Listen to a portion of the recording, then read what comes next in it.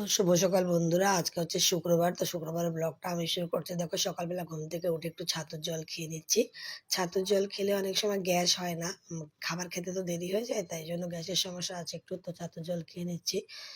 তো চলো ছাতুর জল খেয়ে তারপর এখন আমি যাব হচ্ছে গিয়ে বরের খাবার দিতে। তো দেখো এই যে বরকে খাবার দিয়ে দিয়েছি। সকালে করেছি হচ্ছে ফেনে ভাত আলু সেদ্ধ দিয়ে ঘি দিয়ে বরকে দিয়ে দিয়েছি। তো বর খাচ্ছে, আর ওখানে দেখো ছেলে ঘুম থেকে উঠে পড়তে বসে গেছে। ওর যেহেতু পরীক্ষা চলছে, পরের দিন বাংলা পরীক্ষা, তাও পড়তে বসে গেছে। ও পড়ছে আর ওর বাবা খাচ্ছে অফিস যাবে বলে।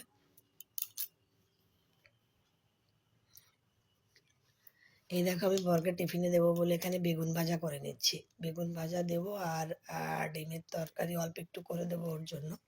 তো দেখো বেগুন ভাজাগুলো করে দিচ্ছি। এখন আমি গুছিয়ে নেবো হচ্ছে টিফিন। তো দেখো আমি বরের টিফিন গুছিয়ে নিচ্ছি। তো আমার টিফিন গোছানো হয়ে গেছে। আমার বর এখন অফিস যাবে। তো অফিস যাওয়ার জন্য পুরো রেডি হয়ে গেছে। ওই যে টাটা বলে চলে গেল অফিসে। আর ছেলে দেখো ঘুমিয়ে ঘুমিয়ে পড়ছে বারবার। সকালবেলা ঘুম থেকে উঠেছে তো তাই ঘুমিয়ে ঘুমিয়ে পড়ছে। এখানে দেখো এখন ছেলে মেয়ে দুজনকে খেতে দিয়েছি। মেয়ে তো ঘুমিয়েছিল, পরে উঠলো, ওদেরকে খেতে দিয়েছি। ওরা ওই আলু সেদ্ধ ঘি দিয়ে ভাত খাচ্ছে, ফেনা ভাত। পরে এখন দেখো আমার ঘর দোর সব গোছানো গাছানো হয়ে গেছে। পুরো ঘর বাড়িগুলো আমি গুছিয়ে গেছে, পরিষ্কার করে দিয়েছি। আর ঘরে দেখো কত সুন্দর আলো ঢোকে জানলা দিয়ে। আর এখানে ছেলে পড়ছে তাই বই খাতা পাতানো রয়েছে। এখন আবার আঁকছে, পড়ছিল এখন আবার আঁকছে। আমার ছেলে কিন্তু খুব সুন্দর আঁকতে পারে। দেখো তোমাদের সঙ্গে আমি আঁকাটাও শেয়ার করব। তাও পড়তে পড়তে এখন বলছে মাম্মা আমি একটু আঁকবো, তাই একটু আঁকছে, যেহেতু কালকে আঁকার ক্লাস আছে। তারপরে আবার পরে স্নান টান করে আবার পড়তে বসবে। তো দেখো রান্নাঘরে আমার বাসনপত্র মাজা হয়নি, বাসনপত্র মাজবো, মেয়েকে চান করাবো, তারপর নিজে স্নান টান করে নেবো। তো দেখো আমার বাসনপত্র মাজা হয়ে গেছে। এখন আমি করবো হচ্ছে ফুলকপি ভাজা। ফুলকপি আর মটরশুঁটি দিয়ে ভাজা করছি। নুন হলুদ দিয়ে দিলাম। তো ফুলকপি মটরশুঁটি দিয়ে ভাজা করছি। এদিকে ছেলে আমার পড়ছে, মেয়েও আমার পড়ছে, দুজনে দু জায়গায় বসে লেখাপড়া করছে, আর আমি ওদিকে রান্না বান্না করছি। আমার কিন্তু পুজো টুজো দেওয়া হয়ে গেছে, স্নান টান করে সব পুজো টুজো দিয়েই রান্না করতে গেছি আর কি। তো ফুলকপি ভাজা হয়ে গেছে। এখন আমি করছি হচ্ছে ডিমের অমলেটের ঝোল করবো। তো দেখো ডিমের অমলেটের ঝোল করছি, ওর জন্য জিরে ফোড়ন দিয়ে দিলাম। ডিম তো আগেই অমলেট করে নিয়েছিলাম। তো আলুগুলোকে নুন হলুদ দিয়ে ভালো করে ভেজে নেব।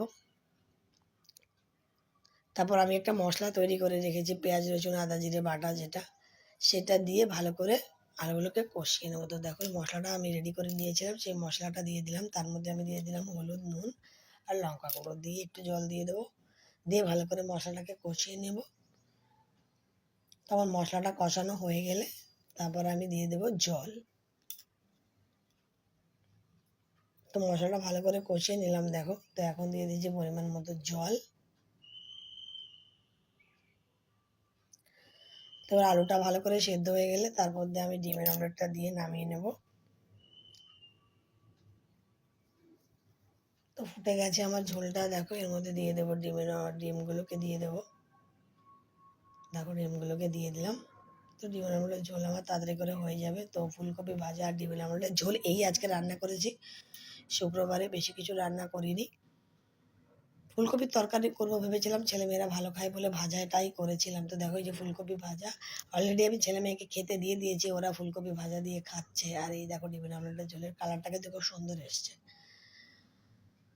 তো দেখো এই যে ছেলে মেয়েরা খাচ্ছে, ওদেরকে খেতে দিয়ে দিয়েছি। ফুলকপি ভাজা দিয়ে খেয়ে নিয়েছে, এখন ডিম দিয়ে খাচ্ছে। আর এই যে মেয়ে খাচ্ছে ফুলকপি ভাজা দিয়ে। এখন দেখো আমিও খাবার খেয়ে নিচ্ছি, এখানে টিভি দেখতে দেখতে খাবার খেয়ে নিচ্ছি। এদিকে টিভি চলছিল, এই যে টিভি চলছে আর আমি এখানে খাবার খেয়ে নিচ্ছি। তো আমার কিন্তু কাপড় মেলা হয়নি, আমি স্নান টান করে কাপড় রেখেছিলাম। পুজো টুজো দিয়ে রান্না করতে গেছি, মেলতে পারিনি। এখন দেখো চলে এসেছি কাপড় মেলতে। তো কাপড় টাপড় মেলে আর শুকনো কাপড় নিয়ে নিচে যাবো। তো আজকে এই পর্যন্ত। ব্লগটা ভালো লেগে থাকলে তোমরা অবশ্যই লাইক কমেন্ট শেয়ার করো। তো বন্ধুরা আজকের জন্য টাটা বাই বাই। আবার অন্যদিন আসছি নতুন ব্লগ নিয়ে। ততক্ষণের জন্য